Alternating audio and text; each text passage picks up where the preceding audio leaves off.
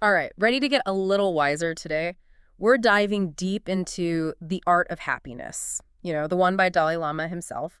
We're working with some excerpts from a YouTube audiobook, and let me tell you, it's amazing how much thought-provoking stuff is packed in here. Yeah, it's incredible, isn't it? Like how he manages to take these ancient Buddhist teachings Yeah. and make them actually relatable to like how we live today. Exactly, and that's what we're trying to do, right? Like, really dig into the Dalai Lama's wisdom, find those golden nuggets that'll stick with you. It's stuff that you can actually use, yeah. Exactly. And we're covering it all from like the whole point of life thing to overcoming anger, even finding meaning in, the hard stuff, the suffering. It's a pretty big task. It is. But okay, so where do we even begin? Dalai Lama, right off the bat, he just comes out with this bold statement. The very purpose of life is to seek happiness. Wow, okay. Straight to the point. Right. And he's not messing around. He truly believes happiness is something we can achieve, but through training the mind. But he's not just talking like book smarts. It's about training our whole being. Ah, I see. So it's deeper than just like reading a self-help book. Way deeper. But now you might be thinking, hold on, isn't chasing happiness kind of like selfish? Yeah, you kind of get that message sometimes. All the time. All right. But get this.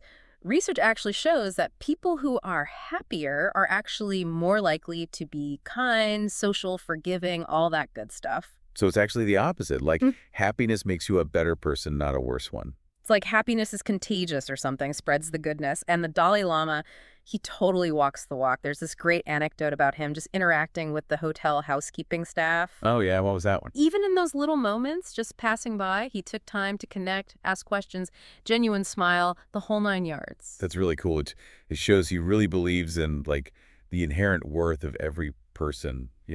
Absolutely. And it's a good reminder that happiness can be found in those everyday moments, those small acts of kindness. Totally. But now, the big question, right? Where does happiness actually come from?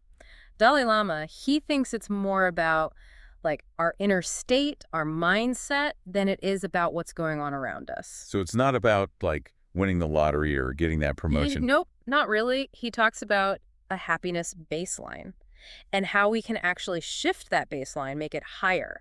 So we kind of have a set point, but we can actually change it. He says we can. And he talks about two types of desires. There are positive desires, things like happiness, peace, harmony. Okay, those sound pretty good. Right.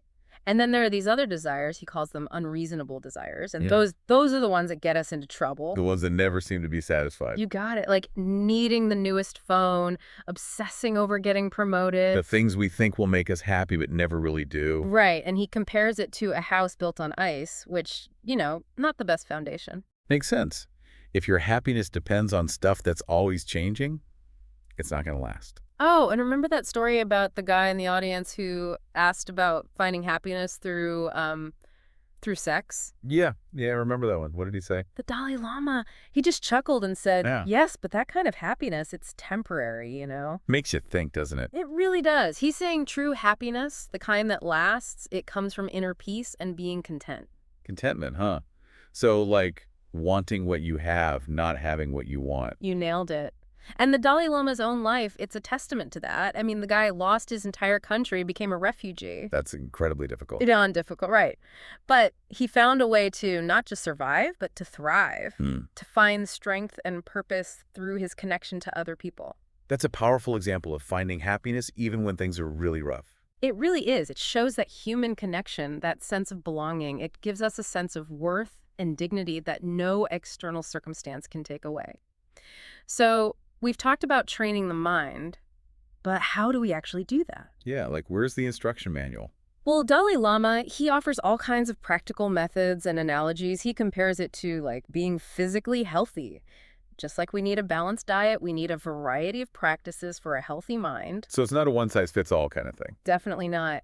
And what's really fascinating is how he connects this ancient wisdom to what we know about the brain today. Oh, right, like the whole neuroscience thing. Exactly. He talks about brain plasticity, the idea that our brains can actually change and adapt based on our thoughts and experiences. So like we're not stuck with the brain we're born with. Nope. We can actually shape it, strengthen the parts that deal with positive emotions like compassion, and weaken those connected to negative ones like anger. It's like mental weightlifting. I love that analogy. It highlights how important mindfulness is, paying attention to our thoughts, choosing to focus on the ones that are actually helpful. So we have more control than we think. More than we realize. And now, get ready for this one. This part kind of blew my mind. Dalai Lama believes that all beings, every single one of us, has something called Buddha nature. Buddha nature, what's that? It's like this fundamental goodness, this core of gentleness and compassion that's within us all. Huh. Interesting. I never thought of it that way. Right. But when you think about it, it kind of makes sense. I mean, from the moment we're born, we depend on other people to survive. Our existence is built on connection and care. And there's all that science about, like, the feel-good hormones. Exactly. Love, compassion, those positive emotions, they literally have physical benefits. It's like we're wired for kindness. It makes you wonder, then, why there's so much suffering and conflict in the world.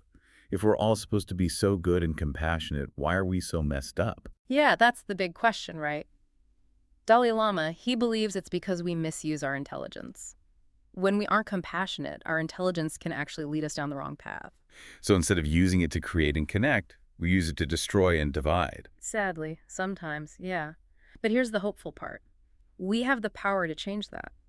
Just like we can use our intelligence to create suffering, we can use it to come up with solutions. So finding solutions, cultivating compassion, building a better world, that's where our intelligence needs to go. It's about using both our heads and our hearts. Love that. Me too. Mm. Okay, so now let's talk about intimacy. This one really surprised me. The Dalai Lama, even though he's a monk, he says he never feels lonely. Wait, seriously? How is that even possible? I know, right? It blew my mind too. It's his perspective on connection, I think. Mm-hmm. He believes that approaching other people with compassion, like right off the bat, it reduces fear and creates this space for openness, you know? So you can have genuine connections even if it's just like passing someone on the street. Yeah, exactly. He really challenges the idea that you need romantic relationships for true intimacy. He sees intimacy as something that can exist in all these different forms. It's more about recognizing that shared humanity we all have, like that spark of connection that's possible with anyone. It made me think of this time when I was listening to him talk about interconnectedness and I was, just kind of fidgeting with my shirt sleeve. Yeah. And it suddenly hit me. Like, how many people were involved in making this shirt? It wasn't just me buying it at the store. There was the farmer who grew the cotton, the people in the factory who sewed it all together, the truck drivers who brought it to the store. It's mind-blowing when you stop to think about it, all those connections. All those people we depend on without even realizing it. Yeah. So, okay, let's talk about love, marriage, and romance. I know the Dalai Lama, being a monk, he probably has a different view on all that. He does, but his insights are still relevant even if you're not, living in a monastery. He says that if you build a relationship just on desire... Like just on attraction. Yeah, he says it's like building a house on ice. It's not going to last.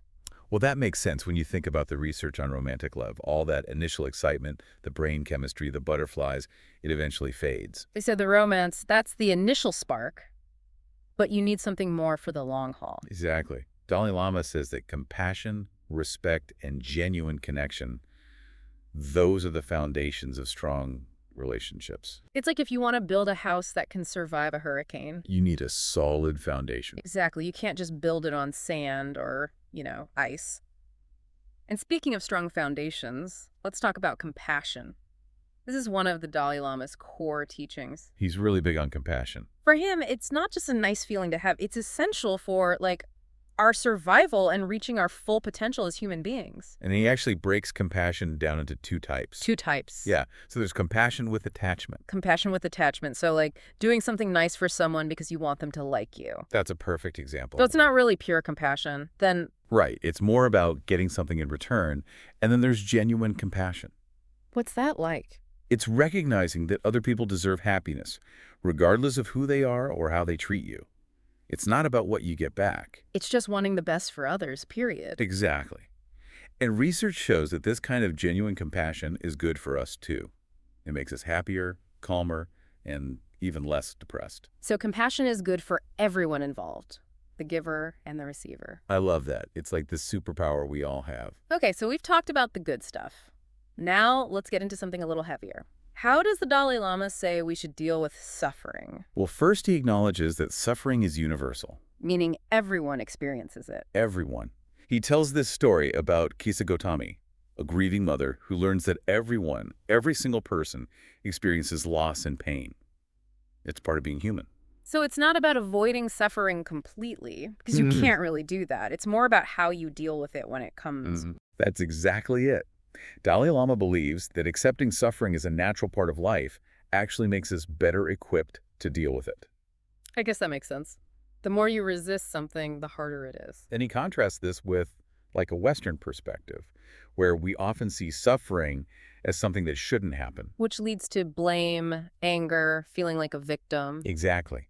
And that just creates more suffering on top of the suffering we're already experiencing. So we're basically adding fuel to the fire. He points out all the ways we do this by personalizing our pain, replaying those hurtful memories over and over again, overreacting to little things. So he's not saying we shouldn't try to fix problems or make things better, but we should approach those problems with a different attitude. One of acceptance and willingness to learn from those experiences. Finding that balance between acceptance and action. Exactly.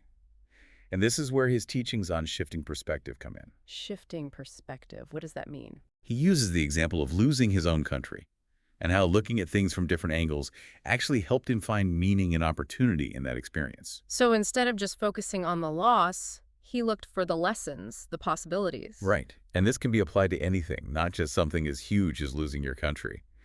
It can help with everyday challenges too. It can reduce that feeling of being overwhelmed, help us see problems as challenges we can overcome, and connect us to the wider human experience. So we remember that we're not alone in our struggles. We're all in this together. So it's less about asking why me and more about asking what can I learn from this? That's a much more empowering question. Yeah. And it leads us to the idea of finding meaning in pain. Meaning in pain. How is that possible? Dalai Lama uses this example of Tonglen, which is a Buddhist practice of taking on the suffering of others. It sounds kind of counterintuitive, but also really beautiful. It's all about empathy and compassion.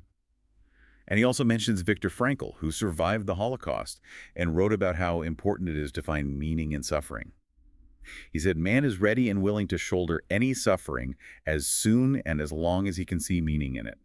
That's so powerful. Even in the darkest of times, there's still meaning to be found. Dalai Lama sees suffering as part of the path, a catalyst for growth. It helps us develop compassion, wisdom, and a deeper understanding of reality. Okay, so we've talked about suffering enough. Let's move on to something more positive. Like, how do we actually create change in our lives? Well, Dalai Lama has this 5-step plan: knowledge, conviction, determination, action, and effort. A recipe for transformation. And he stresses the importance of enthusiasm and urgency. Like, if we want to see change, we can't just sit around and wait for it to happen. You got to be passionate about it, put in the For effort. the change you want to see, right? Exactly. Okay, so let's tackle the big ones. Anger and hatred. How do we handle those? Dalai Lama doesn't sugarcoat it. Yeah. He calls anger and hatred our ultimate enemies. He even uses this image of an arrow piercing through us. Definitely not a pleasant image. He says that sometimes anger can be positive, like when it fuels us to fight for justice, but most of the time, it's destructive. It can spread so fast, too, like wildfire. And what's really interesting is he says that we can take action against harmful things, but we could do it from a place of compassion, not anger. So it's about responding with wisdom, not reacting with rage. Right, meeting anger with more anger just escalates the situation. Okay, and lastly, let's touch on self-hatred. This is a fascinating one. Dalai Lama had never even heard of self-hatred until recently. Seriously. It just shows how much culture influences our inner world. He was surprised to learn that so many people in the West struggle with self-loathing. So it's not like a universal human experience. Not necessarily. The Dalai Lama believes we all have this underlying self-love because, at our core, we all want to be happy. He links this back to the idea of Buddha nature, that potential for goodness and happiness that's inside all of us. So even when we're feeling down on ourselves, there's still this part of us that wants to be happy and whole. Exactly. And remembering that can be a really powerful first step toward healing. This has been such an incredible deep dive. We've covered so much: the meaning of life, finding happiness, training our minds, learning about compassion, facing suffering, shifting our perspective, finding meaning in pain, creating change, dealing with anger, overcoming self-hatred. And now, We're moving on to the spiritual life. you're reading my mind. It's amazing how the Dalai Lama, despite being a monk, offers wisdom that's relevant to everyone regardless of their beliefs. And it all connects to his view on the spiritual life. It's interesting how spirituality can mean so many different things to different people. But Dalai Lama has this really inclusive perspective on it. Yeah, he doesn't limit spirituality to just like organized religion. So it's not just about going to church or temple. Right. He thinks that while those traditions are important, there's also this more universal kind of spirituality. Okay, so what's that like? It's about those basic human values, you know, kindness, compassion, caring for others, that kind of thing. You don't need to subscribe to a specific religion to live a spiritual life. It's about how you live, not what you believe. Exactly. And he makes this really interesting point about how if a restaurant only served one dish, People would get tired of it pretty quick. exactly. He believes that we need diversity in our spiritual nourishment. Different paths work for different people. And that diversity is something to be celebrated. Yeah. Appreciate the beauty in all the different paths while also recognizing those shared values that connect us as humans. Speaking of different paths, I was curious about his own spiritual practices. I mean, the guy is a monk, right? He mentioned that his daily practice can take up to 4 hours. Wow, that's some serious dedication. But he also makes it clear that you don't have to spend hours meditating to live a spiritual life. So what does he recommend? He says even just 30 minutes in the morning and 30 minutes in the evening can make a big difference. That seems a lot more doable. Right. And he also challenges the idea that spirituality has to be this separate thing, like just confined to formal rituals or meditation. So how do we integrate it into daily life? He encourages us to bring that awareness, that mindfulness, into every moment. To be kind, patient, forgiving in all our interactions. It's about aligning our actions with those deeper values. There's this really powerful story about Dalai Lama comforting this guy in a crowd who was clearly having a rough time. Oh yeah, what did he do? He just stopped, took the guy's hand, looked him in the eye, and just offered this silent, compassionate presence. You can feel the compassion just hearing the story. It's a perfect example of how spirituality can show up in those small, simple acts of kindness. You don't need grand gestures to make a difference. So as we wrap up this deep dive into the art of happiness, what are the key takeaways here? What can we actually apply to our own lives? The Dalai Lama's message is so powerful, yet so down to earth. It's about understanding where real happiness comes from. It's about training our minds, being more compassionate, and facing those inevitable tough times with courage and wisdom. It's a path to happiness that's rooted in these ancient teachings, but is also so relevant to our lives today. He challenges us to look at ourselves and the world differently, to be more understanding, more compassionate, and to recognize that potential for goodness that we all have. And maybe the biggest takeaway is this. If the Dalai Lama who lost his homeland and became a refugee can find happiness and peace, Then maybe there's hope for the rest of us too. absolutely, we all have that potential within us. It's a journey, for sure. But with a little effort and a lot of compassion, maybe we can all create a life that's a little bit brighter, a little bit happier. And that's it for our deep dive into the art of happiness. Thanks for joining us. It was a great conversation.